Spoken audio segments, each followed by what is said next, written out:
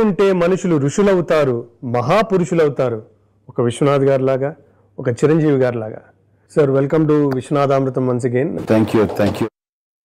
ఈ రకమైన అవకాశం నాకు రావడం నిజంగా నా అదృష్టంగా భావిస్తున్నాను. మన విశ్వనాథ్ గారి మానసిక మనస్తత్వం గురించి విశ్లేషించుకుంటే చాలు, వారి సినిమాల గురించి మనం విశ్లేషించుకున్నట్లు.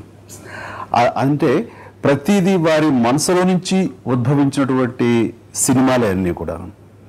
అంటే వారికి సమాజం పట్ల ఎంత కన్సర్న్ ఉంది, సమాజం పట్ల ఎంత నిబద్ధత ఉంది, కళల పట్ల ఎంత మక్కువ ఉంది, వాటి పట్ల ఎంత ఆరాధన ఉంది, అలాగే మన సంప్రదాయాలు సత్సంప్రదాయాలు వీటి పట్ల వారికి ఉన్నటువంటి అభిమానం ఎంత ఉంది, వాటిని కాపాడుకోవాలని తపన ఎంత ఉంది, ఇవన్నీ వారి మానసిక పరిస్థితుల్లో నుంచి మానసిక మనస్తత్వంలో ఉన్నటువంటి ఇవి ఆయన సినిమాల్లో రిఫ్లెక్ట్ అవుతుంటాయి.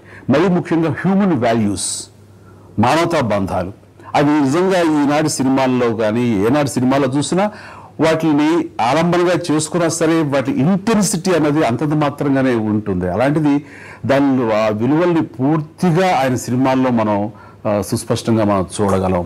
అట్లాగా ఒక ప్రతి సినిమాలో ఒక సోషల్ ఇష్యూని తీసుకుంటారు, దానికి ఒక ఆన్సర్ చెప్తారు ఆయన సినిమాల్లో. అండ్ విశ్వనాథ్ గారి గురించి చెప్పేంత పెద్దవాడిని కాదు, కానీ ఆయన అత్యంత దగ్గర మనిషిగా ఉండే అదే నేను నమ్రత, అదే ఉన్నటువంటి ఇవాళ మీరని పిలవాలా నువ్వని పిలవాలా నాకు అర్థం కాని టైంలో నేను ఒకసారి అన్నా కూడా అన్నమాట, ఏమని పిలవాలి, మీరే అవమానించకూడదు. అది ఇది ఒకటా రెండా వారితో ఉన్న నాకు అనుబంధానికి, వారి పట్ల నాకున్న అభిమానానికి అలవోక వస్తూనే ఉంటాయి. చెప్పాల్సిన బోల్డ్ అంత లోపల తన్నుకు వస్తున్నాయి మాటలు. నేనే రిస్టర్న్ అవుతున్నాను, ఎట్లాగా ఎంతవరకు మాట్లాడాలి ఎంతవరకు మాట్లాడకూడదు అని దీని మీద. మీరు విశ్వనాథ్ గారికి చేసిన రెండవ సినిమా స్వయం కృషి చాలామందిని ఇన్స్పైర్ చేసింది, చాలామంది జీవితాల్లో ఎంతో మార్పులు తీసుకొచ్చింది. కృషితో నాస్తి దుర్భిక్షం అనడానికి, స్వయం కృషితో ఏ స్థాయికైనా ఎదగచ్చు అనడానికి మీరే ఒక పర్ఫెక్ట్ నిదర్శనం సార్. స్వయం కృషి అనే సినిమా అదొక వ్యక్తిత్వ వికాసపు పుస్తకం అలాగా మనం అనుకోవచ్చు. అది ఆ మనిషి ఎంత ఎత్తుకు ఎదిగినా సరే అణిగిమణిగి ఉండాలి, ఒదిగి ఉండాలి, నిండా ఫలాలతో నా చెట్టు ఎలా ఎత్తు వంగి ఉంటుందో అలా ఉండాలి అని చెప్పినటువంటి కథ. గురువుగారు ముందు చెప్పినట్లుగా ఇందాక చిరంజీవి నేను ఆ సమయంలో శుభలేఖ సమయంలో ఎలాగా చూశానో, అప్పుడు ఎట్లా బిహేవియర్ ఉందో ఈ రోజుకి అదే రకంగా ఉంటాడు. అంటే బహుశా ఆయన సినిమాలను చూసి ఆ సినిమాల నుంచి ఇన్స్పైర్ అయ్యి దాని నుంచి ఆ రకంగా మేము నేర్చుకున్నామేమో అని కూడా అనుకోవచ్చు. సో ఇట్స్ ఎ లెసన్, ప్రతి సినిమా ఒక లెసన్. అందుకనే అది కేవలం వినోదాత్మకమే కాదు, అందులో విజ్ఞానం కూడా ఉంటుంది. అందుకనే అవి ఒక పర్సనాలిటీ డెవలప్మెంట్ పుస్తకాల్లాగా అనుకుంటాను. అందులో స్వయం కృషి బెస్ట్ ఎగ్జాంపుల్.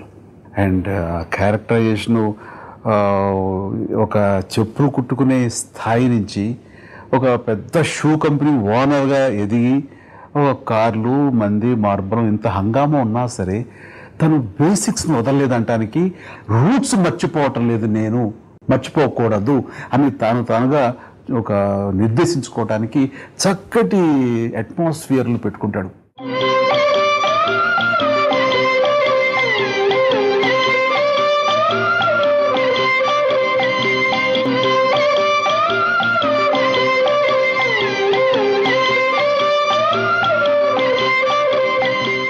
సార్, ఈ సాంబయ్య అనే చెప్పులు కుట్టేవాడి పాత్రలో నటించడం అనేది అంత ఈజీ వ్యవహారం ఏం కాదు. ఎందుకంటే ఒక చెప్పులు కుట్టేవాడు ఎలా కూర్చోవాలి అనే దగ్గర నుంచి ఒక కత్తి ఎలా పట్టుకోవాలి, దాన్ని కుట్టడం ఎలా కుట్టాలి, మీరు చాలా ట్రూ ప్రొఫెషనల్ లాగా పర్ఫామ్ చేశారు.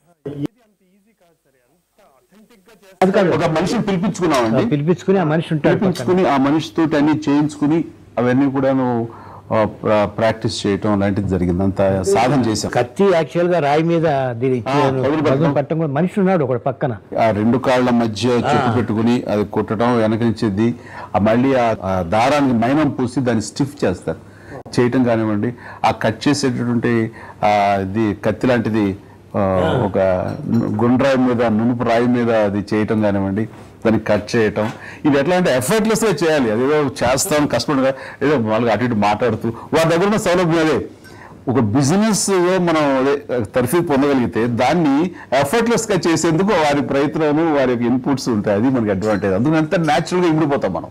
81లో శుభలేఖ చేయడానికి 87లో చిరంజీవి గారికి ఆ సినిమా చెప్పడం అప్పటికి చాలా మార్పు ఉంది ఆయన స్థాయిలో, ఆయన ఫ్యాన్స్ విషయంలో ఎక్స్పెక్టేషన్. కానీ ఒక చెప్పులు కుట్టేవాడి పాత్రకి ఆయన ఎంచుకుని ఆయన ఎలా ఎలా అనుకున్నారు, ఎలా కన్విన్స్ చేసే మాట లేదండి అసలు. అక్కడ కన్విన్స్ చేయటం అంటే కాసేపు ఆర్గ్యుమెంట్ చెప్పాలి, దీనివల్ల నీకు పేరు వస్తుందని చెప్పటం ఏమిటి, అది ఇంకా మొదట్లోనే చెప్పాడు. ఒక సరెండరింగ్ అనేది ఎట్లా మాట, గొప్ప మాట ఉపయోగించాడు. ఒక నమ్మకం, నాకు డ్రెస్సులు లేవే, నాకేముంటుంది దీంట్లో, అయినా చెప్పులు కుట్టేవాడు ఏమిటి, నా ఫ్యాన్స్ ఏమనుకుంటారు, ఏమో అనిపించేదేమో నాకు తెలియదు, నాకు తెలియపరచాల, ఇంతవరకు నాకు తెలియపరచాల. ఎందుకు నిజానికి ఏమిటి దాంట్లో గ్లామర్ ఉంది, ఏమీ గ్లామర్ లేదు ఆ పాత్రలో. అందుకే చెప్తున్నా, అప్పటికి మీరు స్వయం కృషి టైంకి దీనికి మన దాని పేరేంటి శుభలేఖ టైంకి నాకేం డిఫరెన్స్ కనపడలేదు. నాకేం డిఫరెన్స్ అంటే ఇంకో అర్థం చేసుకోకండి మీరు. ఆ బిహేవియర్ ప్యాటర్న్ తెలిసిపోతుందండి అది. ఎందుకంటే కానీ ఇవాళ అతనికి వచ్చినా అది సహజంగా మేము స్వీకరించవలసినదే. As a technician I have to take it in whatever way he behaves, because he has grown. I know. Sambaiah అంటే నువ్వేనా? అవును బాబు. దీని సంగతి చూడు బాబు. గుడి నుంచా బాబు? అవునయ్యా. కొత్త చెప్పులు కూడా తెగిపోతున్నాయి అన్నమాట. ఎంతైందయ్యా? దీనికి డబ్బులు ఎందుకండి అయ్యా, ఏదో మంచి పనికి వెళ్ళి వస్తున్నారు, తెగింది, పర్లేదు ఉంచండి. ఇంత మంచి మనసు ఉంటే వచ్చేస్తావయ్యా, ఇందా తప్పకుండా పైకి వచ్చేస్తావు. ఒక ఆర్టిస్టు ఇంకొక ఆర్టిస్ట్ని మెచ్చుకోవటం కానీ లేదు వాళ్ళ గుణాలను మనం చెప్పడం కానీ చాలా అరుదుగా చేస్తాం. బికాజ్ జనరల్గా నేను విన్నది ఏంటంటే, స్వాతి ముత్యం చూసేసిన తర్వాత తను 2 రోజులు అసలు తనలో లెట్ట. అంటే స్వాతిముత్యం నిజంగా ఎంత ఇన్ని సినిమాలు చేస్తున్నాం, ఇంత స్టార్ డమ్, ఇంత స్టార్ స్టేటస్ వచ్చింది, అప్పటికే super hero, dynamic hero, megastar అనిపించుకున్నటువంటి పరిస్థితుల్లో నాకు ఏంటి తక్కువ, అన్ని రకాలుగా బాగున్నప్పుడు ఎక్కడ లోపల టాలెంట్ తపన పడే ఆ నటుడు ఉంటాడే, వాడు మదనపడిపోయాడు. ఈ సినిమా మనం చేయలేకపోయామే, ఇది రాలేకపోయింది సినిమా, మనకి ఏమి చేశాడు, ఏముంది అని చెప్పేసి ఆ రకంగా ఆయన ముందు అది ఎగ్జిబిట్ చేసాను. With all my appreciation towards artist నేను ఎగ్జిబిట్ చేసేసాను. అది చూడండి, అది నిజంగా that is the real artist. కళాకారుడికి ఎప్పుడు కూడా acceptance of other man's supremacy కానీ ఏదైనా కానీ చాలా కష్టం. That is he. నాకు బాగా గుర్తు, ఇక్కడ ఉన్నప్పుడు మా మధ్యాహ్న హిల్స్లో పవన్ కళ్యాణ్ ఇంకా అప్పుడు యాక్టింగ్ రాలా, ఇక్కడ ఉండేవాడు, నన్ను ఇంట్రడ్యూస్ చేశాడు. చెప్తున్నాడు మొత్తం వాడు బ్రదర్తో అనమాట, ఒకసారి నా యాక్ట్ చేయి ఆయన దగ్గర, నువ్వు అప్పుడు యాక్టర్ కాలా, ఇంకా గుర్తుందా నీకు, బయట నన్ను కార్ దగ్గర తను యాక్టర్ అవ్వాలి అప్పటికి. అలాగా అది భగవంతుడు మనకి ఇచ్చిన ఒక పెద్ద వరం ఏమిటంటే అది. తర్వాత ఇట్లాంటి వాళ్ళని పిచ్చి, నాకు వీళ్ళరా నీ టూల్స్, నువ్వు వీళ్ళని తీసుకో, ఇది నా అడమురకం, ఇది నా త్రిశూలం, ఇది నా కత్తి, ఇది నా రుద్రాక్షమాల అని అట్లా ఇచ్చాడనమాట నాకు. నిజంగా ఇవాడు మనస్ఫూర్తిగా మాట చెప్తున్నాను. ఆయుధాలన్నీ ఇచ్చి నేను ఇంకా నన్ను అప్పుడు నేను విజృంభించడానికి ఏముంది, నా చేతులు అన్నీ ఉన్నాయి కాబట్టి. శారదమ్మ ఉత్తరం రాసింది అయ్యా. ఇందాక గుర్తురాలేదా, ఇప్పుడు గుర్తొచ్చింది? ఇప్పుడైనా గుర్తొచ్చినందుకు సంతోషించా. ఇంత ముఖ్యమైన ఉత్తరం వస్తే ఎక్కడ చోట్లేంటే అక్కడ పెట్టుకునేది. నా సవితి రాసిన ఉత్తరమైనా గుండెలో పెట్టి దాచినందుకు సంతోషించి బొగ్గ మీద సిటికేయాల్సింది పోయి తీర్లు బుర్లును. ఇట్లా చెమటకి అత్తరాలన్నీ అలుక్కుపోతే ఎట్టాగే చదివేది? బాగుంటే పెద్ద చదివేసినట్టు. నీ పెళ్ళం రాసిన ఉత్తరం చదివి పెట్టడానికైనా నన్ను చేసుకోవయ్యా.